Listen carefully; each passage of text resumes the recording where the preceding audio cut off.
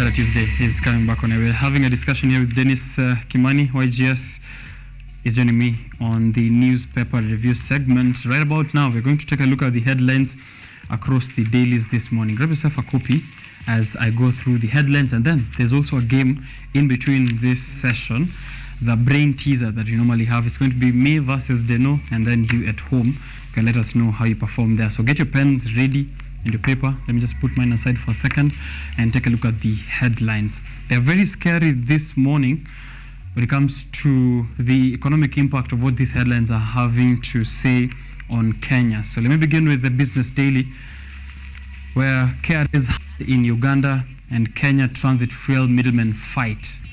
KRA's hand in Uganda, Kenya transit fuel middlemen fight. President Yoweri Museveni of Uganda is now saying that it's banning the importation of oil through Kenya because of middlemen who've been overcharging or who've been inflating the bill by over 59%. I'm going to have a look at the numbers in a bit. Lakini tunaenda to lose that kind of business, which is totaling up to 300 million Kenyan shillings per year.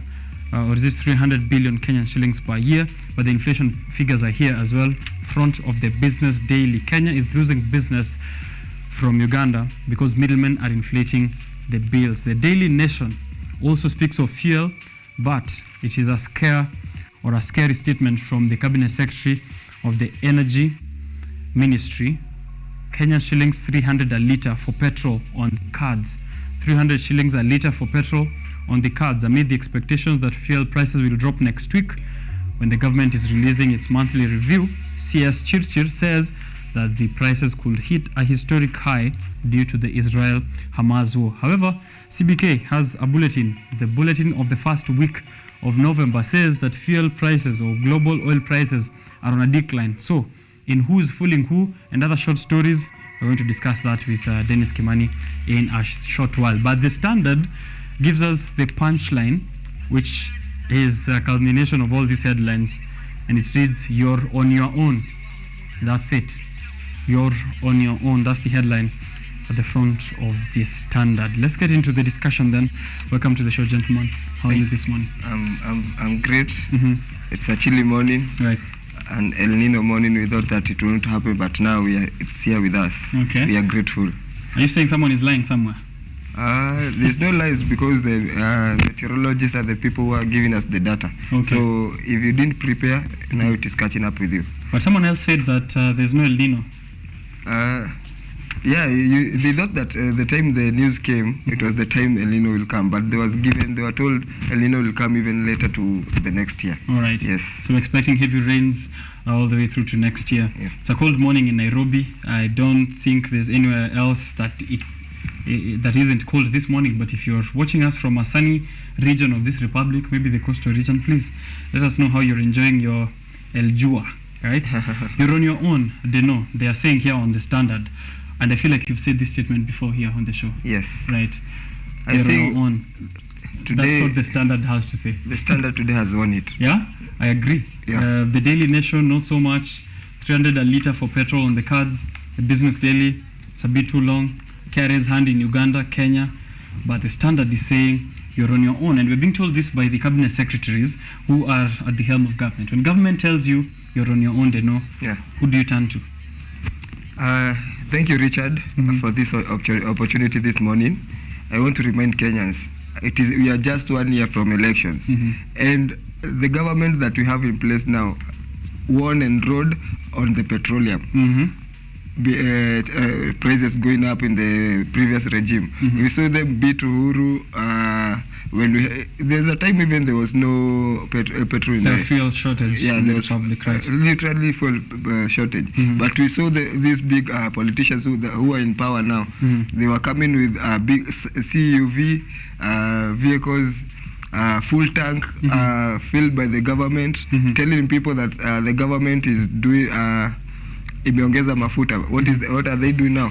Exactly the same thing. Yeah. So there are fears that it could hit 300 Kenyan shillings. That is in the next review. However, this is contradicting the figures that we have from CBK's weekly bulletin, which indicates that the global oil prices are declining due to the dissipating effects or the impact of this war.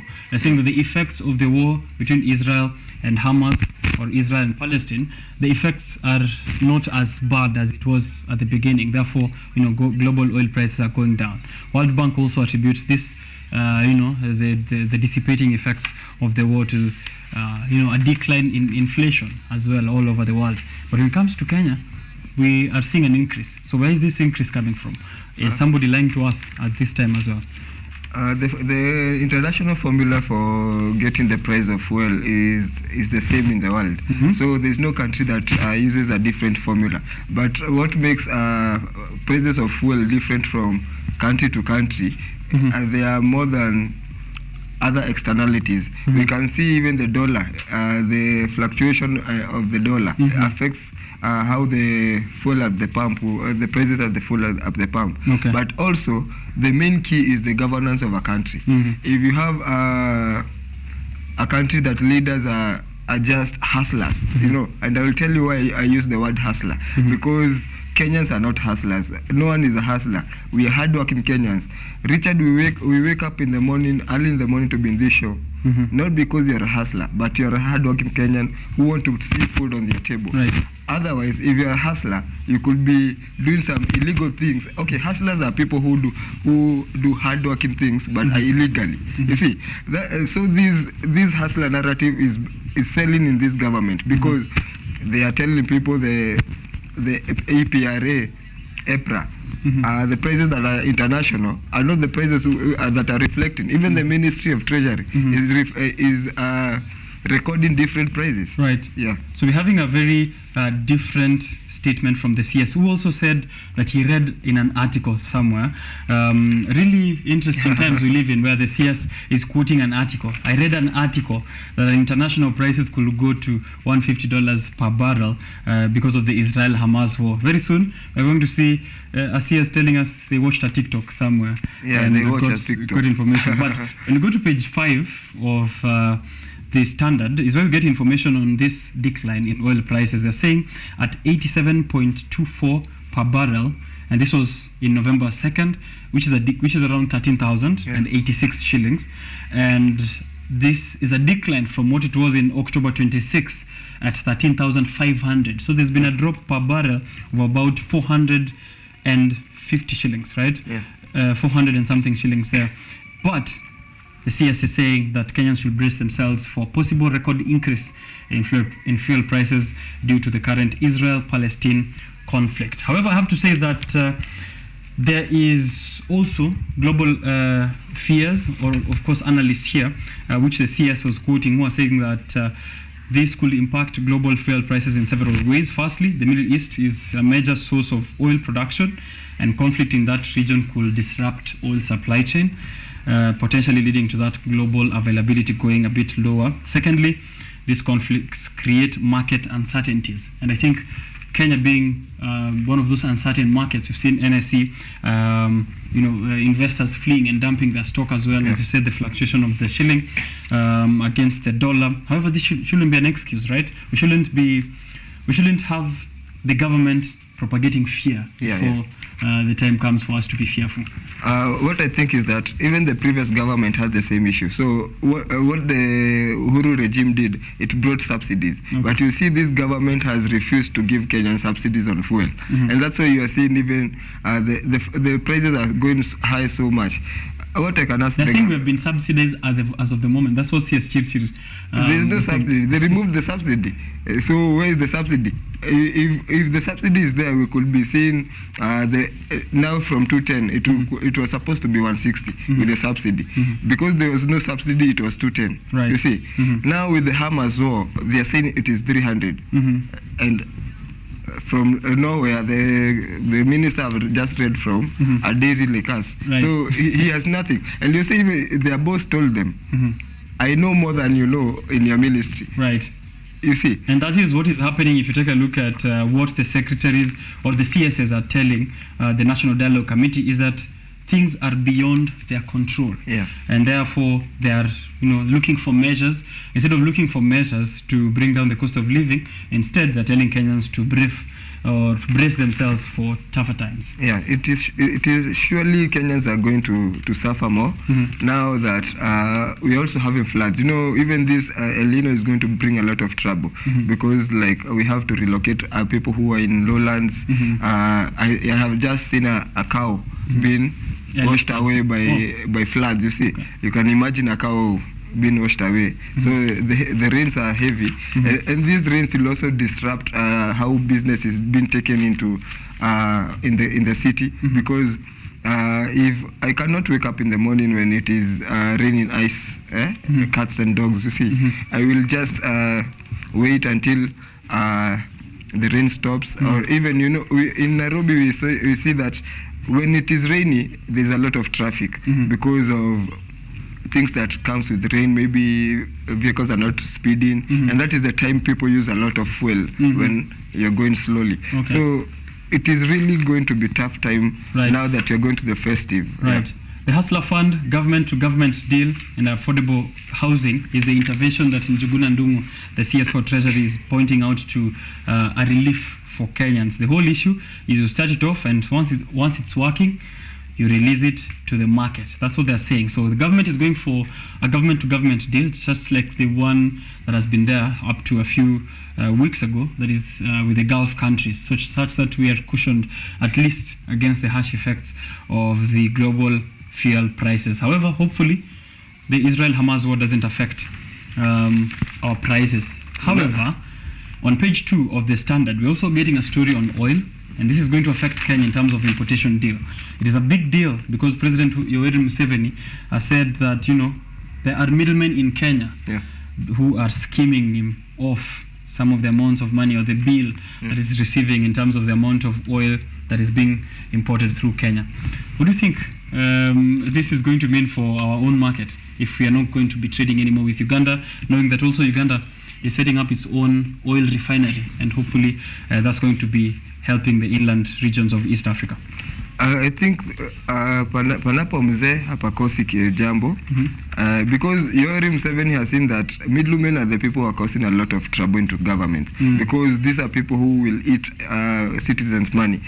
And you see on the same page, on page 2, they are saying they are going to end the open tender system because you're just tendering people, and it is just going to the few people in government. So it is better we go government to government, that it is going to remove the middlemen. And that when you remove the middlemen, we all know that there's some amount of money that the middlemen add up to the prices. So even if it is a shilling now, the common mwananchi is dire to be reduce that amount. Imagine education is high, food prices are high, petroleum is there, and see the minimum and the denominator for everything, it is the petrol. Yeah. Right. At the moment, Uganda imports 90% of fuel consumed in the country through Kenya.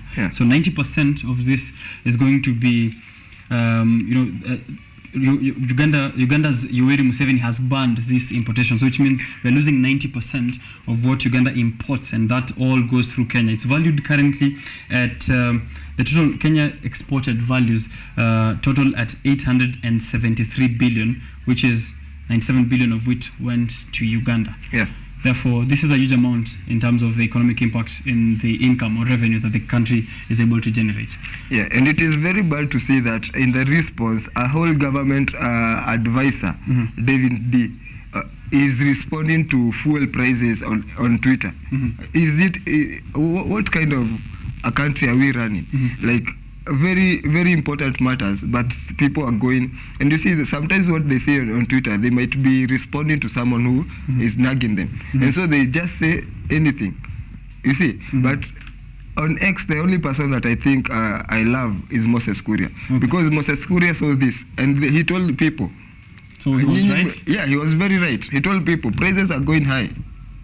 And every month all the way to next year, March of 2024. Yes, and that made him being demoted from labor to public service. It was a demotion? Yeah, it was a demotion.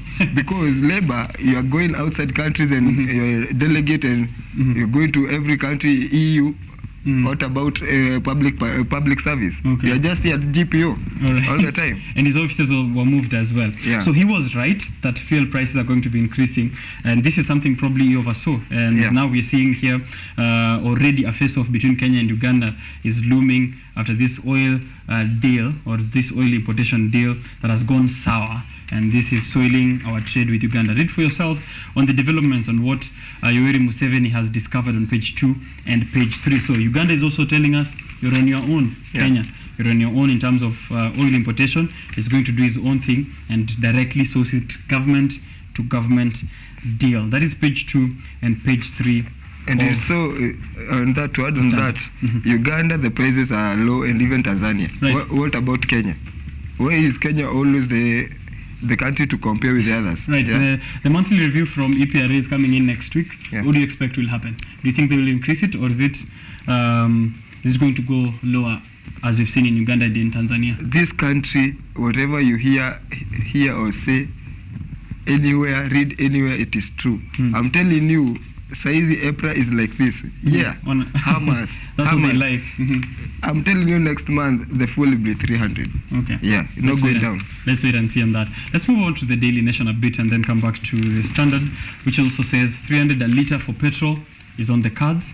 And this, of course, is that discussion we've already had on fuel prices, or the fear that fuel prices will be going up, according to CS Chirchir. Hapo chini kuna picha ya Form 4 candidate at St. Clair Girls Secondary School in Elbagon, Nakuru County. Chemistry paper 1 ilianza jana during the first day of KCSE national examinations.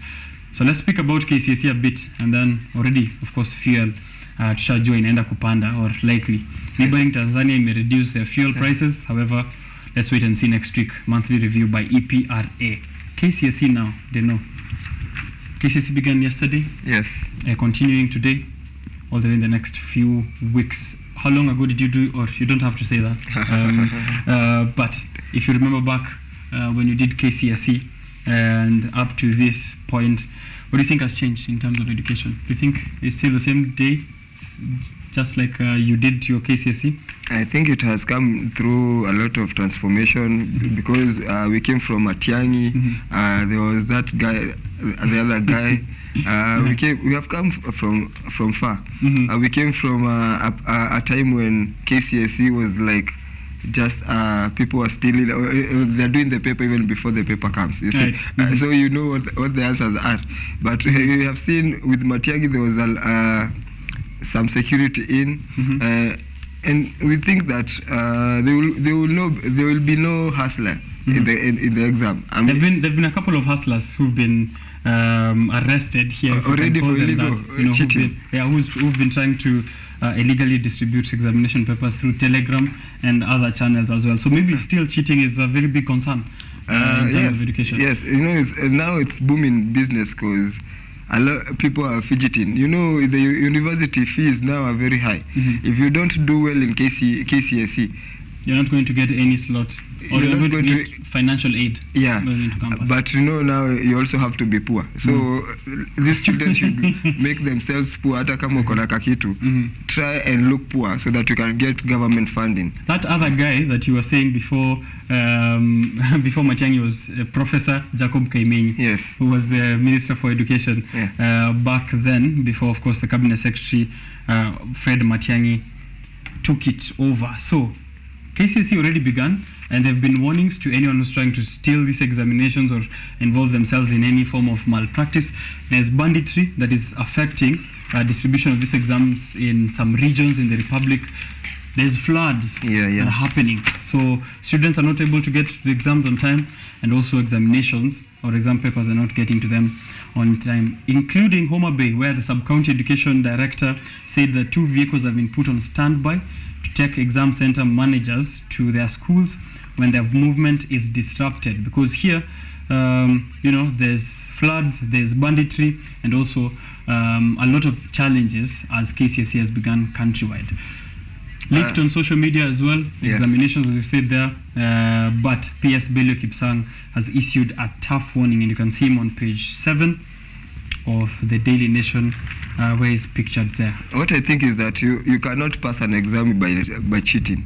even if you have read, you see, Richard, I'm telling you that. Disagree heavily, bro. Why? You see, if you cheat, you'll be fidgeting because if you have not read, you don't know where that question has come from. But if you have read and then you cheat, you know you come back. So you're encouraging cheating by preparation. Yes, you cheat when you have prepared. Yeah, and that is the only thing that you'll get an A.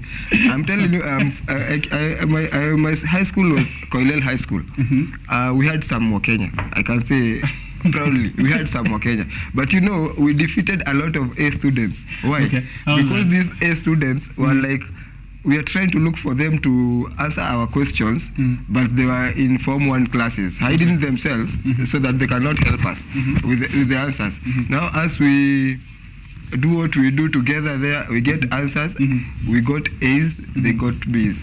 We went to university, they never went to university. Okay. Yeah. You said it's Koilel High School. Koilel High School in the Koilel barracks. High School. Yeah. All right. I'm not going to translate what Mwakenya means for our non-Kenyan viewers, but yeah, you should be prepared. According to Deno, be prepared as you cheat. What do you have to say to Koilel as they prepare or as they sit the exams now? Koilel, please do what we do. Be to Tumishi as the usual way we did. That's your biggest rival? Yeah, Tumishi High School Academy. Okay. Yeah. Tumishi Academy. Yeah. All are still within Barak premises, no? No, they're in the other side, but as we are in the other side, as we are KDF, are only Kenya Police. How was it like for you when you sat for KCSE? Did you have jitters? Were you panicky? I'm not a underperforming student. I am a apt student. So that's why I'm telling you, I don't have to like cheat the whole thing. I just have to see the concept and I remember where I got it. So you're killing me then. I was just okay. With it. Yeah. All right. Let's wish the best school in the Republic all the best in KCSE. What do you think that is? The best school in the Republic. The best high school in the Republic. Is it what, Alliance? Okay. All the best to Alliance High School, which is my former secondary school. I sat exams there. Wow. A lot of years back.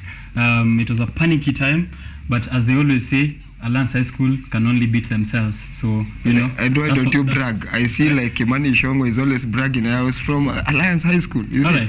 Let me say it today. I went to Alliance. You can cut that bit and use it. But all the best to all the KCSE candidates who are sitting the examinations across the country. And of course, hopefully that the government is on top of the game when it comes to addressing these challenges, including flooding, banditry attacks in the northern region of the country, or in the Rift Valley region specifically, and also cheating cases where, of course, a few have been nabbed so far, and the state is warning against KCSE cheating. You can read that page 6 and 7. Also, please send us your regards to your former secondary schools. We'll be giving a shout out to them here as we close up the newspaper review section. Quick match. All right. Tell us about Quick Match. Do you know? What? Heist. Is it a haste? Yes. 90 million plus, or is it 89 million? These people are lucky. I hope they don't get far. The DCI is still pursuing them, but I hope they won't be found. You're going to be asked here online, on whose side are you on? You know, when we hear of heists, obviously, people are usually the side of the guys who are conducting the heist. Yes, I'm on that side. But you said you hope that they will be nabbed soon. No, the pursuers won't see them because they found the vehicle at South Sea, and the people are nowhere to be seen. All right. Let's put it into the context, and then I get to hear what your sentiments are there. There has been a heist of 94 million Kenyan shillings at Quickmart, where employees of security firm Wells Fargo, and this is a story you can get on page 11 of the Daily Nation. 2 employees of the security firm Wells Fargo allegedly ran away with 94 million Kenyan shillings, which was supposed to be transporting from the company vault to the bank. So what happened, Deno, is they had police officers who are usually accompanying this security personnel as they transport. So ni kama mimi na wewe. We're supposed to go and meet up with police officers and then go to the vault and get the money. But then we went to the vault, picked the money, and the police officers are still waiting for us. So wanauliza, mbona mtokei tuende kuchukua pesa? Amba pesa mshachukua. I think the professor of this haste was very okay, because from what I read is that when the escorts, these police who escort them, were going to require to inquire why mbona pesa hazijaingizwa twende. Already the vehicles had left. Right. You see, so there was a delay somewhere, and the game was well planned. All right. Yeah. Remember in 2019 here, they've also reflected it on the Daily Nation. There were police officers as well who stole 13 bags which had 72 million belonging to the Standard Chartered Bank from a G4S van in Nairobi. So G4S and Wells Fargo were supposed to be security firms. Who's watching? Again, who's watching the watchman? Because these are security personnel who are supposed to be guarding your money, but are the same people who are running away, or allegedly here, running away with the same amount of money they're supposed to be taking care of. When I started this show, I told you what is the implication of the word hustler. The hustler narrative that we bought, it is what is killing us. The last time I was here, there was Mama Wangara saga, the drug lord.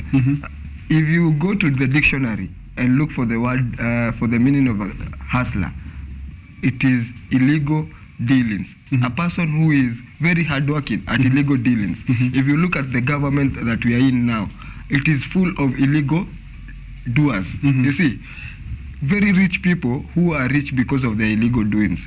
So I think this Wells Fargo staff are true hustlers, and no one should go and catch them. Are you saying that the spirit of the hustler government is not working well within the populace, that it's inspiring us to be hustlers but not in a good way? What I wrote in the campaign, I wrote that the hustler narrative will make a lot of Kenyans go to Kamiti or Kenyatta Hospital. Why? Because these children will be will look at the, now you get a child, everyone is on phone, and you don't know what your child is reading or looking at the internet.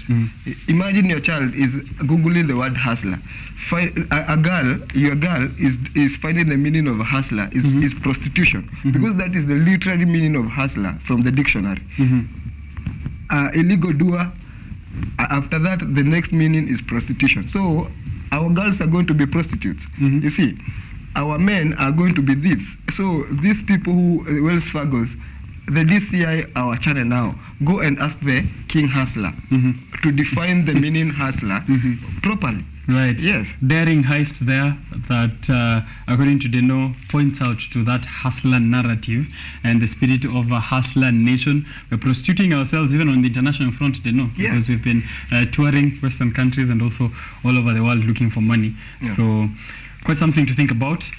There on page 11 of the Daily Nation, the heist of the day. We can look at page 10. All right. The burden of per diems, because that is also another problem that is coming with our civil servants, because a lot of people are willing to go and attend a meeting because of what they will get, not is what is going to come out of the meeting. Okay. And you see, when the per diems are not there, it reduces the anxiety and the ambitions of people to be involved in a meeting. And we are calling on the government to ensure that wasijieke them wenyewe per diems like us. Why I'm saying this is because I sit at the CFAs, but we are getting a lot of trouble to raise funds.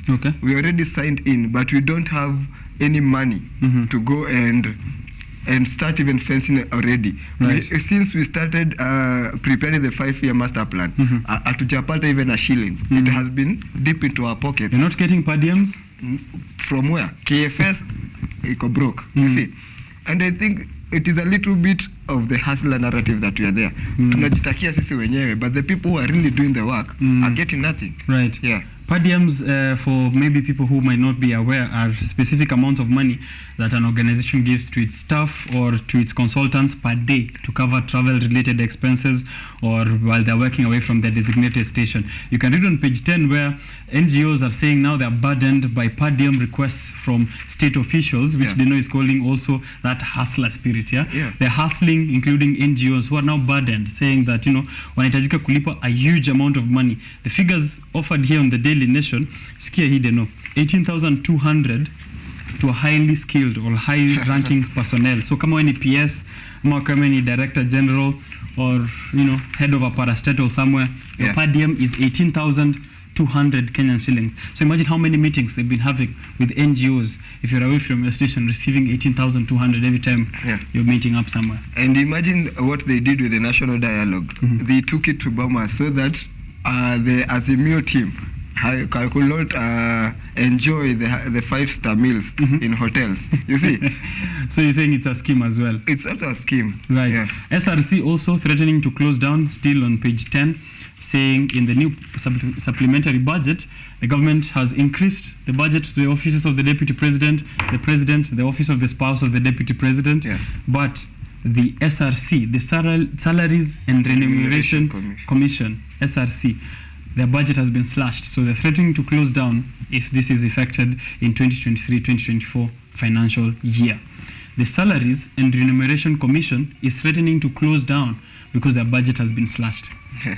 You see, the people who are going to give you salaries, they don't even have a budget. They don't have a salary. Yeah, they don't have enough salary to continue conducting that is business. Kenya for you. All right. So that is what is happening there on page 10 of the Daily Nation. You're taking us back? Yeah, I think this is Daily Nation. Page 2, there's a very interesting story. Okay. And this is about the accidents. Please, drivers, users of the roads, passengers, it is raining. And when it is raining, we are going to have a lot of accidents. Please, 80 kilometers per hour. 80 kilometers per hour. Let us go for 60. Right. Yeah? Yeah. We don't want to see people dying. Roads are slippery. Yeah, they're slippery. Its visibility is affected at the time when it's raining. Yeah. As you can see here, 11 people die following an accident along the Nakuru-Eldoret highway. Residents there are saying it's a black spot and the government has not done enough to expand this road to avoid accidents. We did have such issues with a couple of these black spots, like the Salga. Sure. Eventually we got there's another one along the Nyeri, somewhere there. Right, so Nairobi to Nyeri as well, Nakuru to Eldoret. Condolences to all the families of these loved ones who perished in this accident. However, please do drive carefully there, as Deno has said. Yeah.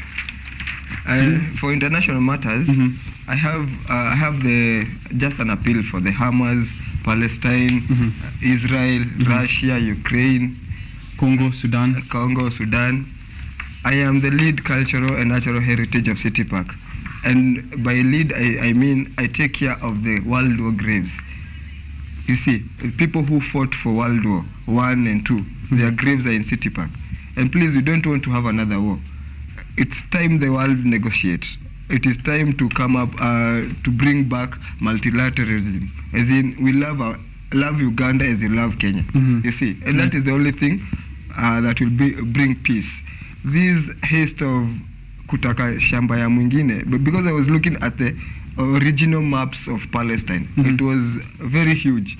Israel was just a piece of it, but now it is the other way around. What has done is that Israel has taken all the land of Palestine. Right. Yeah. Okay. So we need to accommodate each other. Israel-Palestine conflict. One thing for sure is that lives are being lost, and it's real lives of children and families. So hopefully we get a ceasefire soon. And that is also the same case with Congo and Sudan and Ethiopia and Haiti as well. Haiti. There's a lot of war going on all over the world. Right? Are Kenyans still going to Haiti? High Court decision pending. Let's wait and see on that. Let's play a game here now. Brain teaser coming to you from Biashara Tuesday. Last time kuliendaje? Wakati tulifanya hii kitu mimi na manze leo na hope.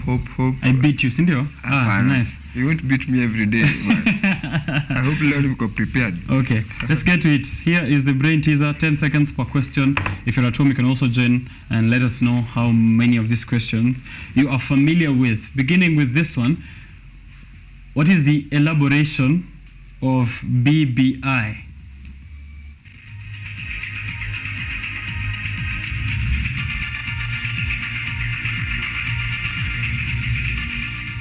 All right, question number 2. What's the biggest telecommunication company in Africa?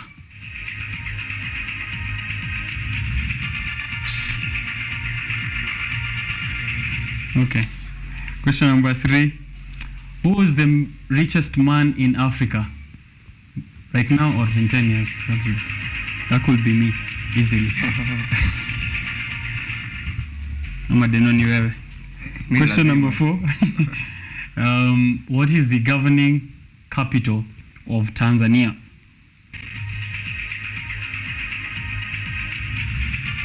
I hope. All right. Question number 5. What are the 4 goals of the Big Four agenda?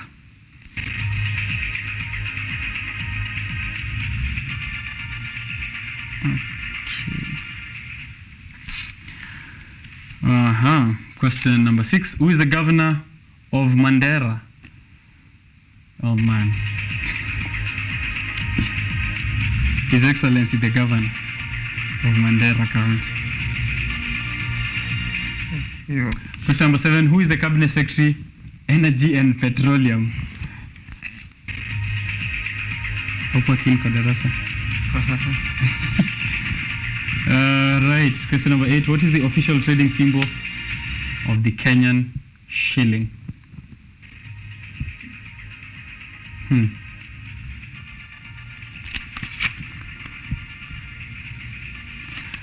Question number 9.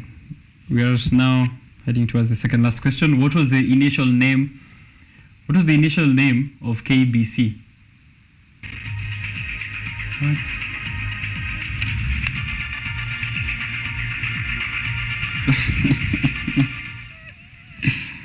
All right. Question number 10, which is the last one. Who is the social media influencer that recently dug wells in Kenya?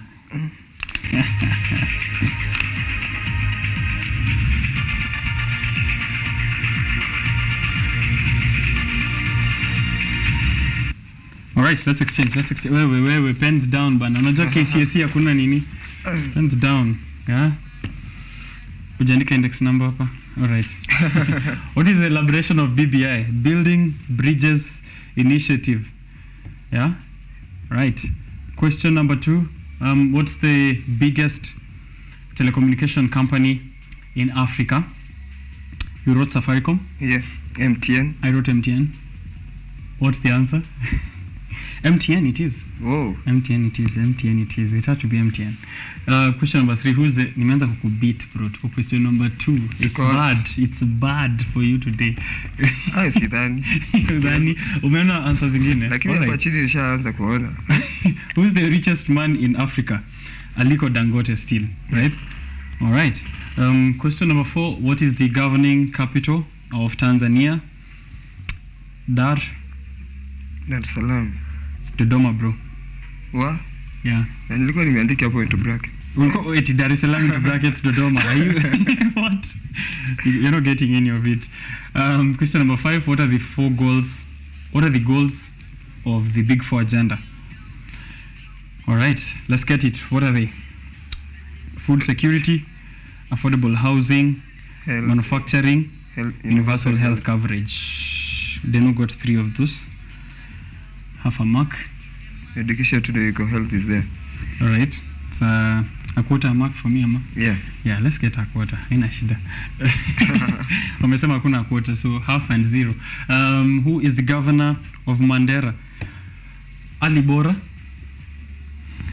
Ali Roba? Ali Roba. Ali Roba Ni last Roba. time. I think I Mohammed get a Alif. half. Mohammed Khalif. Caliph. Yes. His Excellency. Wow. I wrote His Excellency the Governor. Am I? Question number 7. Who is the CS for Energy and Petroleum? Davis Chirchir. Yeah. Is there at the front of the dailies now? Davis Chirchir, Energy CS. You got it. Question number 8. What is the official trading symbol of the Kenyan shilling? I wanted to write KCH. It can't be. It's Wow. KES, right? KES. Yeah. Oh, nice. Nimekubeat. Is that the right answer? What is the right answer? All right. What is the right answer? It is the right answer. Wow. It is the right answer. Question number 9. The initial name of KBC. Voice of Kenya. Voice of Kenya? Voice of Kenya. Okay. Yeah. They Mr. wrote Beast. Government TV. No, I'm just playing. Question number 10. Who is the social media influencer that recently dug wells in Kenya? No idea. Mr. Beast or Jimmy Donaldson, I think. Yeah, that's the answer to the last question there. 1, 2, 3 and half. Right. Yeah. What do I have there? I have half full of my half. All right. That Wow. is great. I think you have more Kenya there. Next time utakuwa na hizi gazeti hapa. Listen. Sina mwa Kenya, unajua ni kwa nini? I went to Alliance. Sure.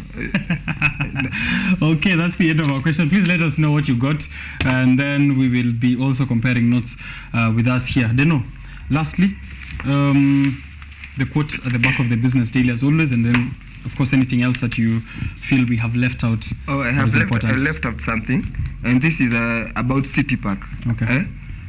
The county government of Nairobi is still agitating for the park. For the many years that they had this park, it has been reducing and reducing and reducing and reducing. So please give us a break. Let us do our work. Now that we are married with Kenya Forest Service, don't come into our marriage. Let us do our work. The only thing that we can do with the national NCCC, Nairobi City County, is it county city or city county, whatever, county city, please, the only thing we can do with you, it is to come, we do work together. Lakini siya tunawarudishia park. You have stolen enough hectares of land from City Park. Please give us a break. Wacheni tufanye kazi. All right. Don't disturb the Ministry of Environment with a lot of letters. You're not getting City Park back.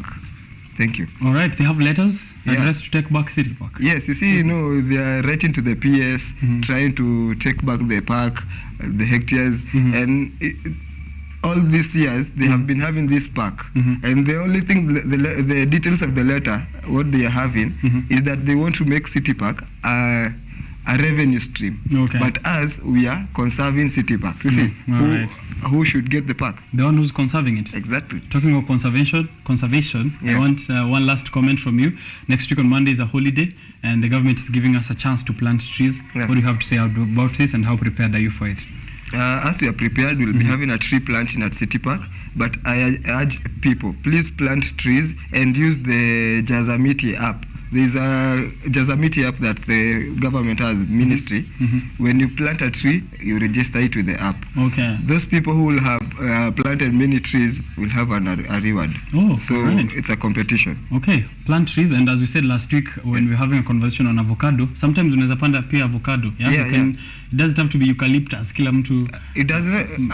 For food security, do fruits, fruit trees. Right. For people like us who are in the park, we are going to do beautification trees and shade trees that have a big canopy. So planting of trees depends on where you are planting it. Okay. Yeah. Quote at the back of the Business Daily. Let's close it up, Deno. The last word: you must expect great things of yourselves before you can do them. Michael Jordan. Let's say it again. You must expect great things of yourself before you can do them. Michael Jordan. Taking a short break. Oh, it's 9:54 in the morning. Yeah. And we have to close it up at this point. I won't be having any time for a break. Thank you for keeping it here on KUTV Rise today. It's been an amazing radio on TV experience, and we bring it to you with the whole team. My producer and director, Ryan Ngure, from the transmission desk is Frank Major Maish, and a whole team that is there behind camera, sound, and video as well. I cannot exhaust, but we are grateful that you are able to spare a bit of your day to kickstart the week in a successful tone. We are signing off, but the laughter still continues here. Until the next Biashara Tuesday, I'll see you around.